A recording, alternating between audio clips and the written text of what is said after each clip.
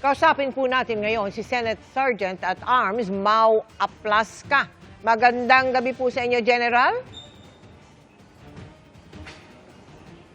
Magandang gabi po sa inyo at magandang gabi din sa ating mga kababayang Pilipino. Opo. Meron po mga nagdududang planado daw o staged yung nangyari kagabi. At tila nagkaroon ito ng traction ngayong lumabas na tumakas na pala si Senator Bato de la Rosa. At saka escape po kasi ang ginamit na salita ng kanyang misis sa mensahe niya kay Senate President Alan Peter Cayetano. Go ahead, General. Ano po tingin niyo? Bakit ganun, sir?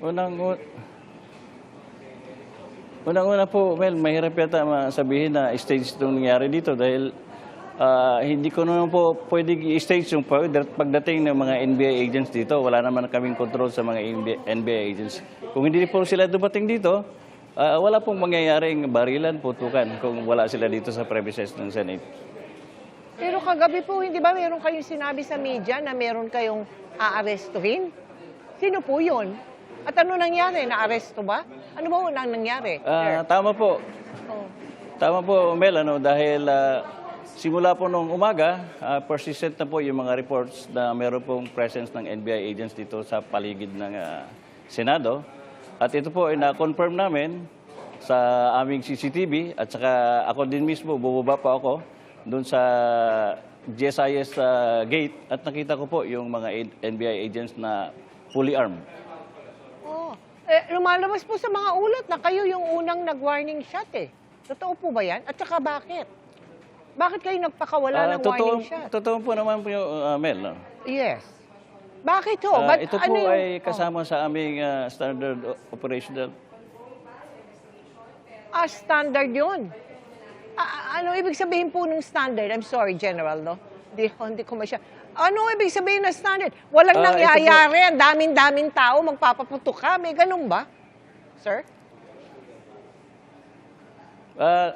Kami po, Mel, pumunta po kami doon sa area na kung saan mayroon pong sighting ang mga NBI agents. So, nagpaalam po ako kay Senate President para i-check po at i-verify yung report na mayroong mga armadong NBI agents na nandyan sa second floor exit. At nung nandun na po kami sa area, na-confirm po namin at nakita po namin yung mga tao na armado, kaya po as part of our procedure, ay challenge po namin siya, verbal challenge po. This is yung aming pong procedure of the continuum use of force. So una muna, verbal warning. So challenge po kung sino sila, sumugot naman na they are NBI agents. Oh. Pero nung sinabi namin na bakit kay armado, ibaba nyo yung mga baril nyo, instead of lowering down the firearm, tinaas po nila yung baril, kaya nagpaputok po kami ng warning shot. Oh. Nagpaputok sila ng baril, sir? Ang NBI? Pagkatapos po ng Please. po ng nagpaputok kami ng warning shot, ina-expect. Yes, go ahead, sir. Pagkatapos po namin mag-warning shot, ina-expect po namin na ibaba po nila yung mga baril. But instead, gumanti po sila ng pagbabaril sa amin. Kaya po napaatras po kami ng kaunti. At doon na po, tuloy-tuloy na po yung exchange of gunfire. Meron po bang tinamaan sa panig ninyo? Sir? Wala naman pong tinamaan sa aming side po. Nagpa-warning shot din sila? Wala Ganun po, ba yun? Ma'am Mel, wala pong tinamaan.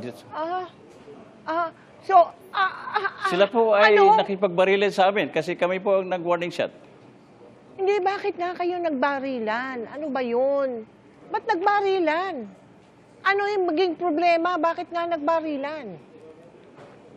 Ano po ba yun? Anong dahilan bakit nagbarilan? Ganito po, Mel, liwanagin ko lang. Yes, please. Naku, kailangan niya ng bayanan, malaman. Liwanagin ko po. Opo. Liwanagin po natin Yes, kung bakit yes, nagkaroon sir. ng barilan. Go ahead, please. Unang-una po, marami pong kaming mga reports na may presence po ng armed individuals dito sa paligid ng Senado. Okay. Ngayon, nung bandang hapon po, na-confirm po namin through our CCTV at saka ako din po mismo personally, nakita ko na mayroong mga NBI agents dito sa paligid ng Senado. Kaya po, nagpaalam po ako kay Senate President na pupuntahan ko po yung mga nakita sa CCTV namin para i-check kung talagang sino at totoo ba yung nakita namin. Okay.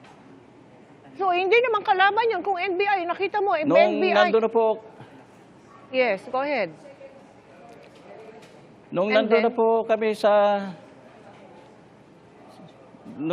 kami sa exit, na-challenge po namin yung mga NBI agents kung sino sila. So, nagpakilala naman na NBI. Kaya sinabi ko po na ibaba nila yung kanilang mga barel. Oh. Ngayon, instead of lowering their firearms, Oh. nagtaas po rin silang barel, kaya po, nagpaputok po kami ng warning shot. Pagkatapos po, gumanti po sila ng putok sa amin na hanggang tuloy-tuloy na po ang exchange of gunfire. Mhm. So, ibig sabihin ba, sir, General, so kilala ninyo kung sino yung mga taong yun na nakaharap ninyo kagabi? Nagpakilala po sila na NBI agents po. Nagpakilala sila. Oo. So, ano ngayon ang nangyayari ngayon? Sila ba ay, sila ba iniimbestigahan? Sila ba kinuha na, ano nangyari ngayon? Nasaan sila? Anong dahilan? Bakit sila pumunta doon o pumunta dyan sa Senado, General? Yun po ang iniimbestigahan ngayon. Bakit po merong presence ng NBI? Kasi sa buong araw po, wala pong coordination na ginawa ang NBI na pupunta po sila dito sa Senado. Oo nga. Hindi nyo pa alam, General? Wala pang nakakapagsabi kung anong ginagawa nila dyan. Ano ang purpose nila? Bakit may daladalang firearms? Bakit sila nagpaputok ng ano? Buong araw na, kagabi pa yun, sir eh. Hindi pa natin alam kung ano ang kanilang purpose dyan, General? Well, wala pong nag-coordinate sa amin ng mga NBI. Simula po ng umaga hanggang gabi, hanggang sa nagkaroon ng putokan. It's very unusual po na pupunta po sila dito na hindi po sila mag-coordinate sa security ng Senado. Sir, hindi yata, ulitin ko lang yung tanong ko, sir, no? Mula kagabi pa yun di ba? Kagabi pa yun. Okay ba? Kilala nyo naman sila pala. Kilala nyo naman pala sila kung sino yung mga nakasagupa ninyo. Ito bang mga taong to NBI talaga? O that's the first question. Totoo mo bang mga taga-NBI, sir? Tama po, Mel, kasi nung dumating na po ang reinforcement ng PNP, nakahuli po sila ng isang tao. At yung tao po na huli nila ay umamin naman na kasama siya sa NBI team na pumunta rito sa Senado. Okay. Kayo hindi nyo alam. Hindi nyo, kasi kanina sabi nyo kilala nyo Kilala nyo yung mga taong nakaharap ninyo Is that yes or no, General?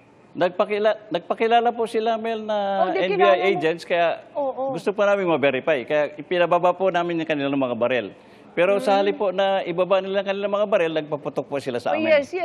Naikwento na nga ninyo. Anyway, meron po kaming source na nagsabi kasing magkasama pa raw kayo ni Bato ng mga 2:20 ng umaga kanina po yan sa kanyang opisina.